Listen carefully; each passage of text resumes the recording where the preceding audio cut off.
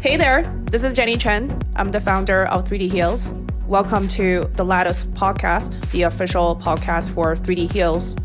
This is where you will find fun but in-depth conversations with technological game changers, creative minds, entrepreneurs, rule breakers, and more, focusing on how we can use 3D technologies like 3D printing and bioprinting to reinvent healthcare and even life sciences.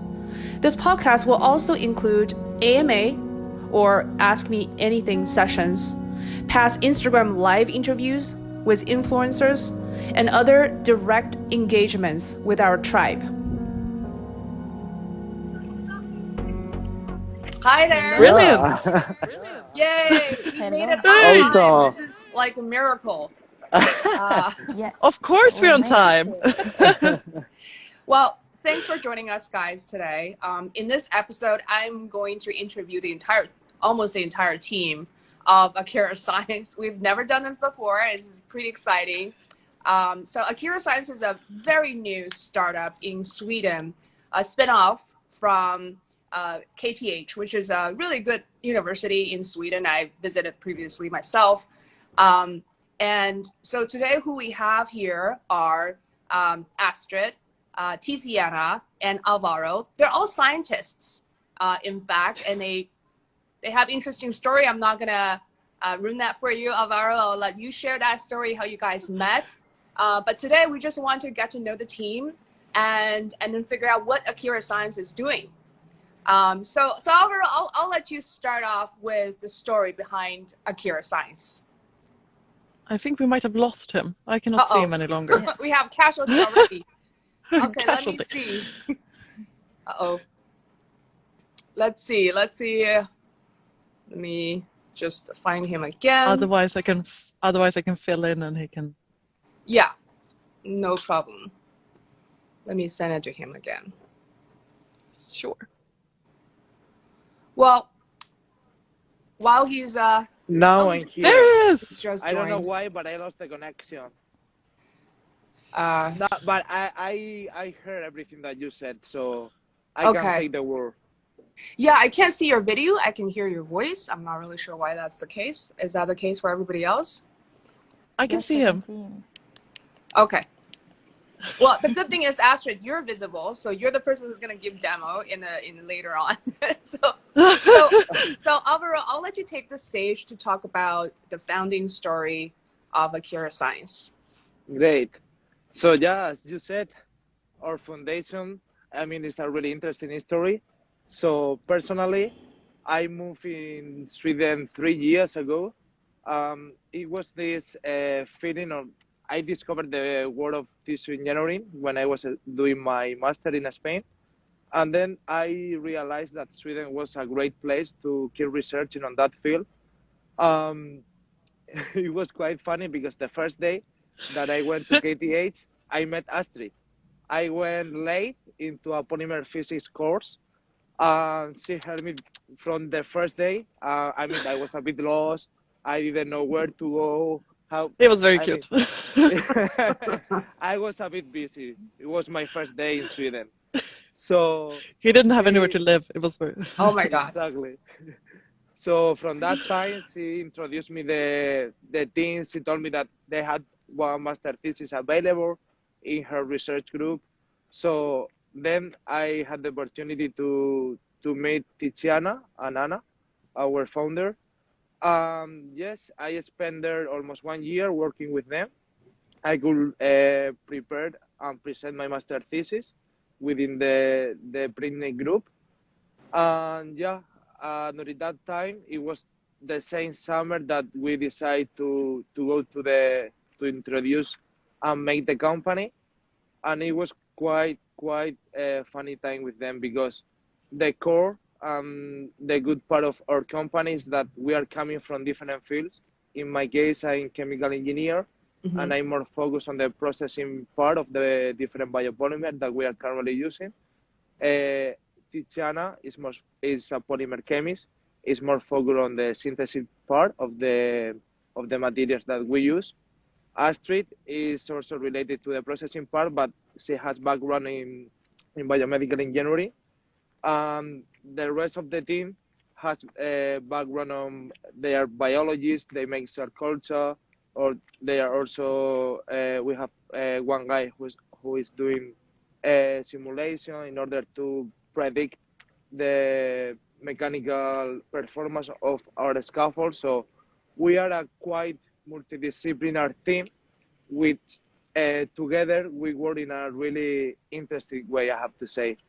Also, the environment helps a lot. Daily we have new questions. We have a lot of things. I mean, we have a really good environment here at Sweden. And I think that's the main core and the beautiful part of Akira. Yeah, absolutely. And it looks like you guys have a very international team. Everybody's on this call are from different countries. Tiziana is from Italy, Astrid is from Sweden, and I bet the other co-founders or members are also from different countries. And I agree. I've been to KTH. It's a very intellectual, stimulating environment where really smart people meet. So next, we're going to move on to the science part of this company. I think the chemist is on this call. Tiziana, you want to take over to tell us why the polymer is so great? You leave the hard part to me, but I'm happy to take it. But yeah, it's very nice. And I think that, how do you say, we reached these very great results because of the multidisciplinary team and also because we are cross-functional. We work on different things, yes. But the history is quite simple. I mean, we wanted to give a simple solution to a big problem. So there are no degradable polymers that they measure up with the application and the 3D printing technology we have now. So, or I can say that there are no degradable polymers that they are good into 3D printers. So we wanted to have a polymer that had both properties, so printable and degradable. And this is what we did. Mm-hmm. And the story behind, I mean, I met Anna and Daniela, the other co-founders, in 2016. I started to work with them. But on this specific project, we started in 2018. And then after a year, we founded the startup. So it was very fast. We scaled up the synthesis, and we knew we had a good product, and we had to go forward, yes. And then Astrid and Álvaro and the other people joined, and they are really doing a great job. Mm-hmm. With the manufacturing side. Mm-hmm. I would say that, yes, we have something that has, it's a soft, it's a printable, and it's degradable. And I would say that we don't have competitors on the market right now from that point of view. So that's the fun part. Mm-hmm. We know we have something good, and we believe, and we want to go forward with that. That's great. We have fun. Yeah. I love the energy and the focus. So this morning, I did my homework. I actually went onto your website, and there are actually, guys, there are a lot of really good publications on Akira's website. I would encourage you to read. I think just for learning purposes, it's good to understand what make a biodegradable polymer. How do you control the degradation of these polymers? It's interesting to read about it. You want to just dig a little bit deeper to tell us why the polymer, well, one, why does it need to be biodegradable? And two is how can you actually control the speed of degradation? And if so, how? Yes, that's a very good question. And we want the material to be degradable or biodegradable in the body because we don't want to have a second surgery, right? So after the material has done its job, we want it just to go away and resorb and leave space, hopefully, for the new tissue that has regenerated. So that is the main reason why we want to have a degradable polymers. And the second question was, I forgot that, if we can control the degradation, right? Yes. Yes, you can control the degradation if you vary the structure of your polymer. Yes. So that can be done. You can vary. But it requires some hard synthesis behind. Okay. Sounds good. So you're saying that oh, shoot. You know what I just did? I just punched my piano. Okay. We can have some music as well. Yeah, exactly. What makes a polymer degrade faster? Just in a simpler language to tell people, how can you make a polymer degenerate better? So we make polymers that degrade by simple hydrolysis, which means if they react with water. Okay. So a polymer degrades faster if it reacts fast with the water. Makes sense. And at the same time, if it likes water. So the water needs to penetrate in your polymer, and there it needs to react and degrade the polymers. So the rate of degradability depends on the rate of the two events. How fast your really chemical bonds react with the water and how fast the water enters in your material. So I saw on your website that there is one polymer that you guys are commercializing at least. Does this mean that there could potentially be a variety of polymers with different degradation speed? Are you guys working on a portfolio of similar polymers? So within the same polymer, we can actually already regulate the degradation speed from, I would say, 3 years down to 9-8 months. So it's already the same material. If we vary some parameters, we can degrade a lot. But if we want to vary also the other properties, yes, we can design many different polymers and vary also the mechanical properties, how soft is our polymer, and also the degradation. Yeah, that's a good point, because I was going to ask you about the mechanical properties. So now they're softer and easily degradable by water. Does that mean it's weaker? It's a very good question. Yeah. Astrid, you are the expert in the mechanical properties. She has it. Okay. So I mean, we can regulate both with the molecular weight, so how long each polymer strand is, but also with the design and how we print the structure, both the geometrical features and how well we have connection between each individual layer in the structure that both give structural stability. So the polymer which we have commercialized now, we've seen that the mechanical properties are retained for about 6 to 8 weeks, which is sufficient for adipose tissue regeneration. Yeah, similar to PCL that you're comparing to, right? That have longer, that has a lot longer stability. And the mechanical stability is, I think I've seen 6 months and over a year, so they have a very much longer. So is the current commercialized filament is considered biocompatible, like you already went through all the testing and potentially can be used for implants?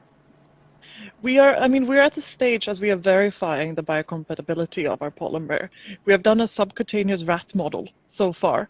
Okay. And I mean, the monomers, so the building blocks that this polymer is based on, are well known, that they've been used within sutures for the last decades. So we're really interested to have people who want to verify our material, I would say. Exactly.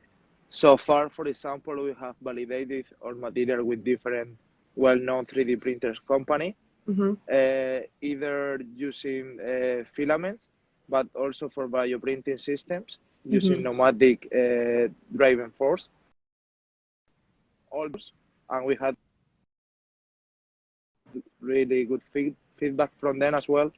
So we can say that we are able to use different kind of technologies, different ways of 3D printing, and we have a really well control of the shape and size of our scaffolds.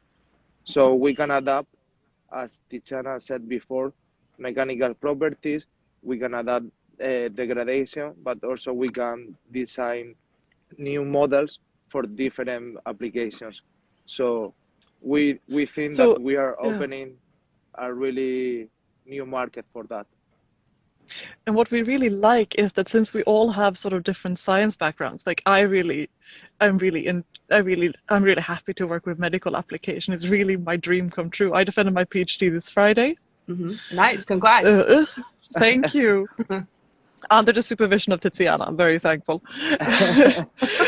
but not only me, but I have contributed. But for me, the end goal has really been the key focus.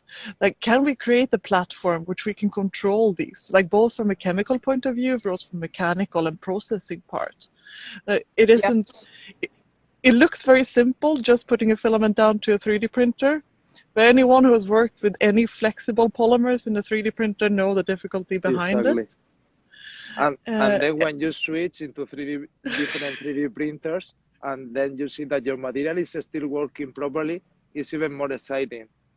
Yeah, and also that we have been able to focus on, we have had close collaboration with another university who have done the cell material interaction, other researchers, which we have had the opportunity to work with people who are specialists in that area. And that is really exciting. Yeah, that is very exciting. I mean, it sounds like you guys have a lot of flexibility to play around with this polymer. So like it can definitely generate a portfolio of polymers for people to use for 3D printing. What are the ideal applications right now that you think your polymer can do? So, for example, it could be after lumpectomy, for example, if you remove a small tumor and want to fill that void in the body and regenerate soft tissue. So that's sort of been our main goal. But for sure, there are other applications, and we can tailor by doing, so we have one researcher in the group who's doing finite element analysis and mechanical simulation. Yeah. So by playing around with just the geometry, we can predict the mechanical properties. And we have showed in our papers that we're able to get nice, it correlates very nicely with the mechanical properties that I test in the lab and the one that he simulates. So depending on the requirement of the researcher in question or the application, we can then design the geometry. So the first potential application is some kind of bone regeneration in a spine? It's been, oh no, breast tissue. Oh, so breast tissue.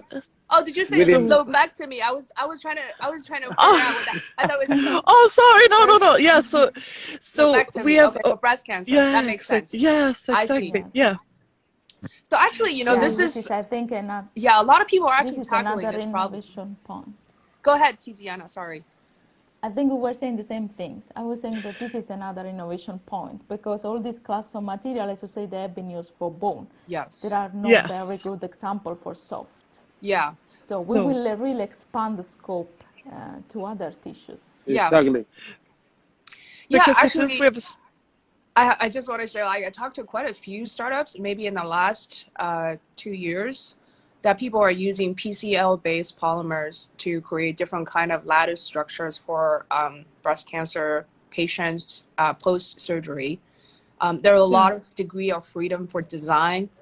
And I'm pretty excited about your material because it seems like it can basically have all the features that we don't need to design to have certain mechanical properties, but actually design the polymer to have certain mechanical properties. So it's even better. So more features to work with.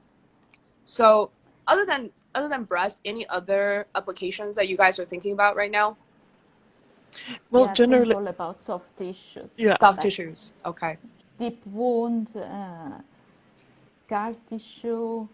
Yeah. Yeah, So we want to some model for cartilage. So that could be a potential application just for structural stability within the soft tissue, really. So we're looking into any sort of fascia network. So, and for example, in the superficial fascia in the breast, but that can appear in any other soft tissue.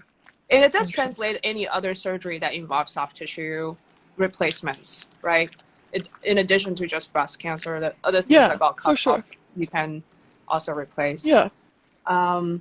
Let's see.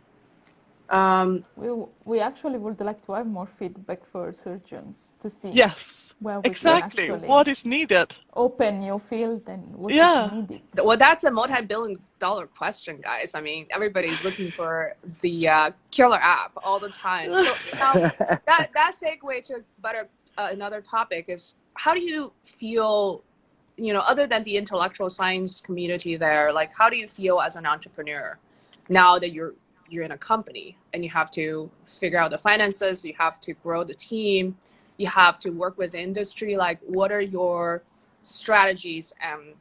And you can also call out for action during this interview if you want people to join you. Yes, for sure. I can start here. I'm very happy today because I received an award as one of 10 entrepreneurs in Sweden. Nice. So with that, we get some initial funds that we can start expanding our patent portfolio.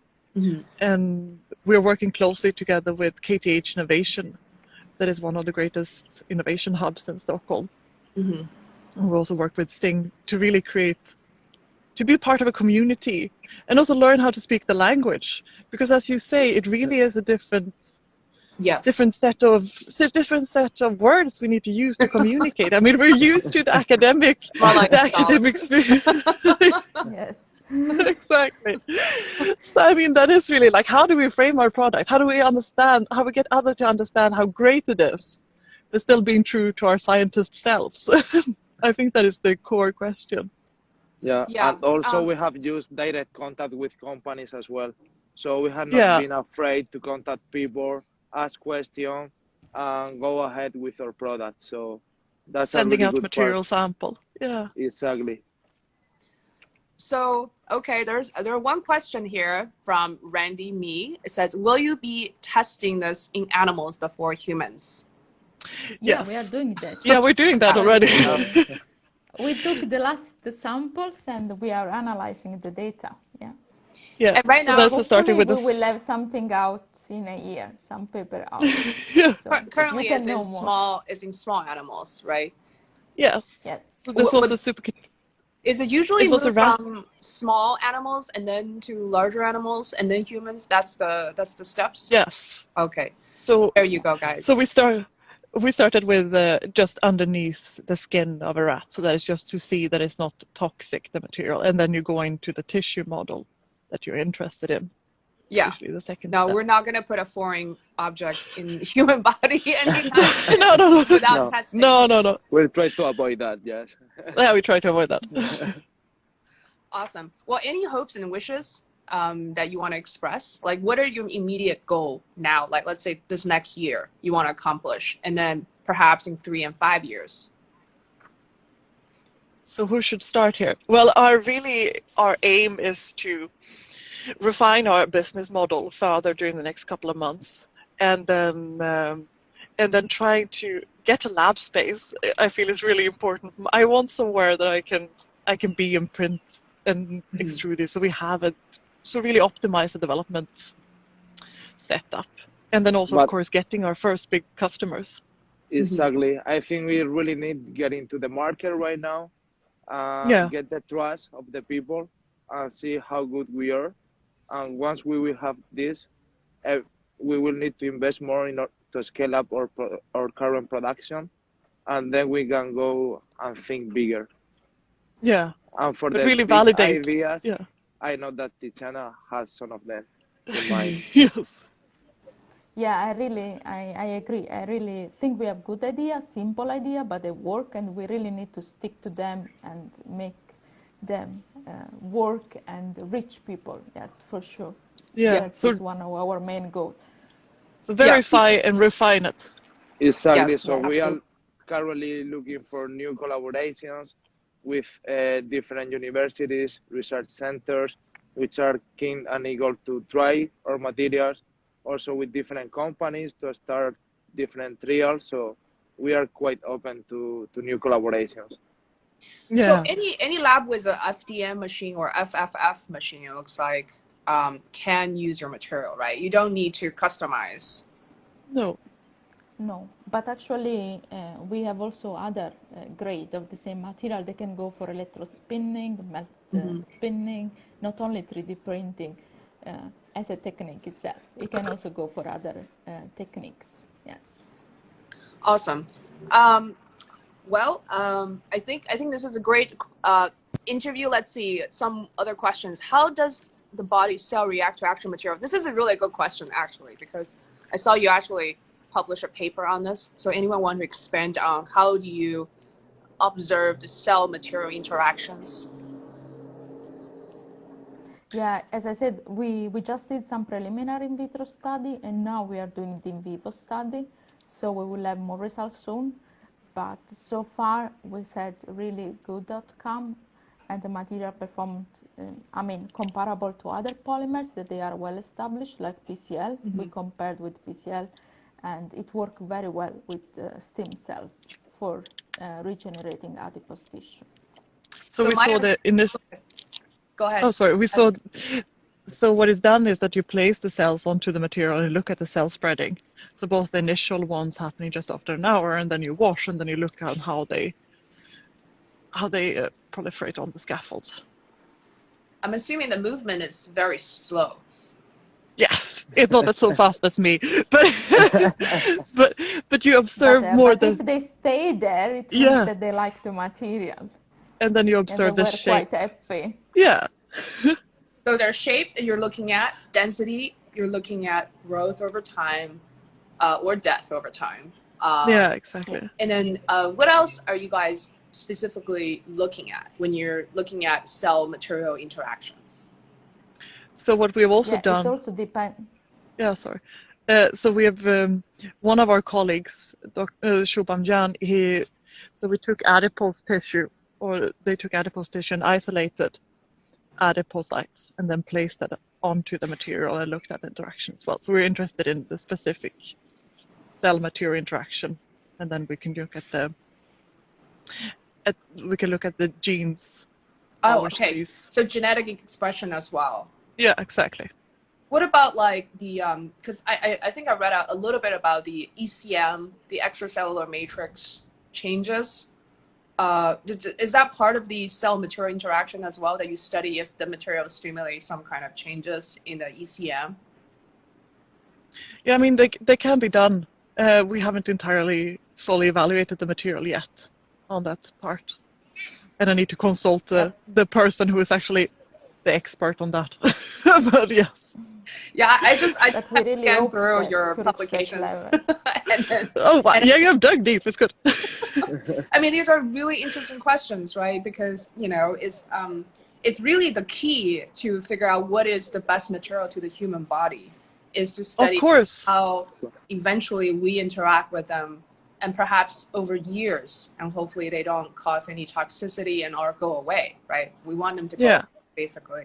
And I mean, so the material we have launched now are most interested in, that degree to a threshold value where phagocytosis can come in, so cells can come in and help us further resorb the material, and that occurs around 10 months, I would say. Mm-hmm. Yeah, that's good to know, because a lot of things actually stay in our body forever after a medical examination. For example, the contrast stay in our body. A lot of surgical materials stay in our body for the rest of our lives. So I think definitely needed to have biodegradable materials. Well, we have like 2-3 minutes left. Do you guys have any final shout outs to your team members, or any other things, messages you want to send to the audience?